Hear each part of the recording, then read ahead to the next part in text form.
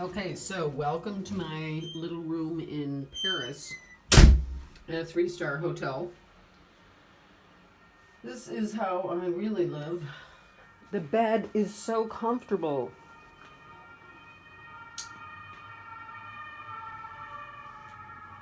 Little desk, full-length mirror, and here's the best part. You never find a bathtub unless it's a 5-star hotel in Europe. So that's been wonderful every night to help with the stress level. No bidet, a little disappointing. And then another wonderful thing is this view. Look at this. Beautiful. Perfect neighborhood. I love my hood.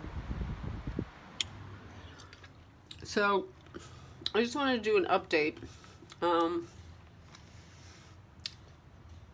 Here's what's going on.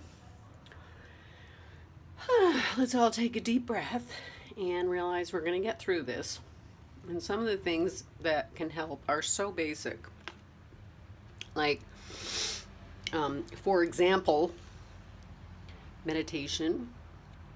I'm going to go do that right now. Walking. Okay, you can't get to the gym, possibly, but you can always walk. Get out in nature. That's going to heal you a lot. Hearing the birds sing this morning at the Luxembourg Gardens was very helpful to keep my spirits up. Not too much news because we're social media, because people can start warning you about things that may never happen. I'm gearing up to go on an 11-hour flight direct to San Francisco, and I'm going to keep myself healthy and positive, and I don't envision any kind of bad things, because if you do, as we all know, that will be attracted to you. So in these times of challenge, let's really be grateful for what we have. Friends and family. I'm appreciating this comfortable bed every night. I'm appreciating Paris.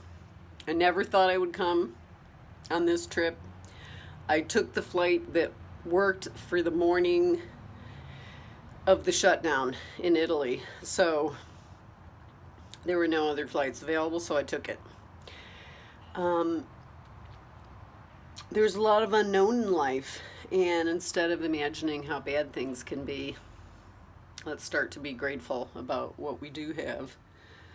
And another thing, meditation, that's helped me a lot on this trip, especially in the last 2 weeks. And walking has helped me a lot to keep myself in a good frame of mind. So don't let yourself dwell too much on things. It's hard to stop yourself, but I think some ways that you can is to talk to a friend, do something positive for yourself.